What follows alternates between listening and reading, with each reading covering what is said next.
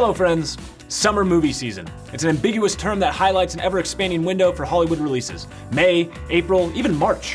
What constitutes a summer opening has changed drastically over the years, but the more important question that needs asking is, does it even matter anymore? This week on Heat Vision Breakdown, we examine the myth of the summer blockbuster, from coveted release dates to major early and late year shakeups to what actually even makes a summer blockbuster anyway. Lots of films are profitable. Many more aren't, but let's stay positive here. But simply making double your production budget back at the box office doesn't necessarily mean a film is a blockbuster. Over the past decade or so, it seems that if a film doesn't meet the incredibly lofty heights of earning over $1 billion during its theatrical run, then it doesn't belong in the club. That's obviously a bit limiting, but let's use that as a jumping off point. Let's start simple. There are 12 months in a year. We verified that. Of those 12 months, only 3 have failed to produce a $1 billion grosser at the box office: January, August, and September. Right off the bat, something should jump out to any calendar enthusiast.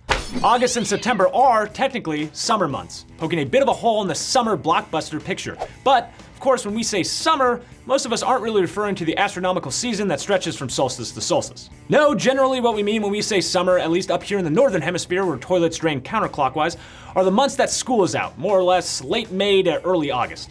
There's certainly some numbers to back up that window too.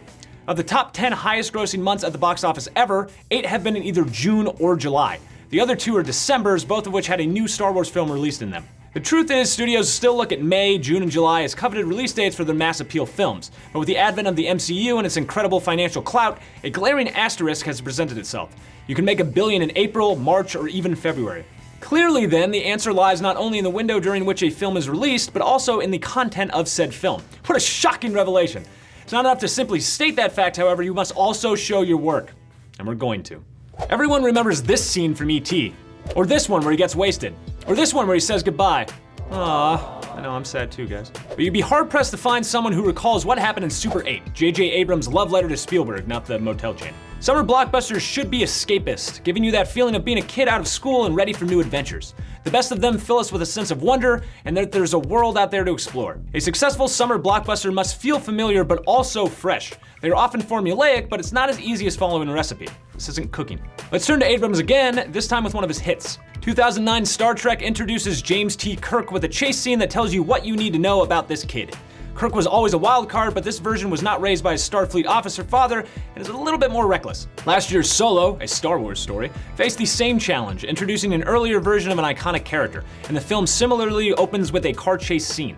But coming just years after we saw the real Han Solo die on the big screen, and a decade after Abrams revitalized Star Trek, this didn't feel like it was showing us anything new. It was just a shadow of things we'd seen before. This was not a summer blockbuster. Keeping on the Harrison Ford front, Raiders of the Lost Ark includes a lengthy chase scene in which the stakes are clear, and the danger feels real. Indiana Jones isn't Superman. When he gets hit, it hurts. When he nearly falls off a truck, he tense up. But when his Cowboys and Aliens co-star Daniel Craig is flying through the air, there's just no sense that he's truly in harm's way. Also, how the hell did he keep his hat on? It's not just action that makes a summer blockbuster, of course. You also need charming characters and one-liners. Will Smith owned this field in the 90s with his iconic deliveries of Welcome to Earth and I Make This Look Good. But Wild Wild West failed to generate any such one-liners. The key intangibles here are charm, which Smith has plenty of, and chemistry, something lacking a bit in Wild Wild West. See this scene. Gordon, I think you need to calm down. I can't be calm. No. I'm the master of the mechanical stuff. It's bad. Now compare that to Jeff Goldblum and Smith in this scene. You really think you can fly that thing? You really think you can do all that bullshit you just said? That one's good. You can feel the chemistry here, and it's largely because the characters like each other despite their bickering. There's heart. Unfortunately for studio execs, star power isn't enough to make a summer blockbuster anymore. Tom Cruise turned in a decent performance in 2017's The Mummy, but the film itself was flat, weighed down by franchise setups. Brendan Fraser's The Mummy, on the other hand, was full of charming side characters and was not dependent on just one great performance. While it may have spawned sequels, neither of which are very good, the original film was made to stand on its own, not service some greater franchise, thus making it a stronger individual film. Summer 2019 has faced its share of misses, from Godzilla King of the Monsters to Dark Phoenix. And it's safe to say they are lacking the charm of the hits we've just discussed, and they're failing to walk the line between nostalgia and something new. So here are the big takeaways. While it's too simplistic to boil down the magical box office formula to just make good movies, doopity-doo, it's been shown time and time again that the quality is what drives audiences to theaters. That's a slippery concept to grasp, however, as quality is subjective. I hate cilantro, but most of Los Angeles thinks it needs to be on everything.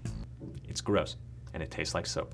Meanwhile, while there is evidence to back up the notion that releasing your film in June or July will lead to a greater financial haul, that too is a false compass which is rapidly changing. The MCU has dropped billion-dollar earners in February, March, April, and May. Want to know when it hasn't? June or July. So what do you guys think? Are summer blockbusters a myth? Do you secretly love Wild Wild West? What are your thoughts on cilantro? Let us know in the comments right down there. Don't forget to subscribe and join us here every Friday morning for new episodes of Heat Vision Breakdown. I really hate cilantro.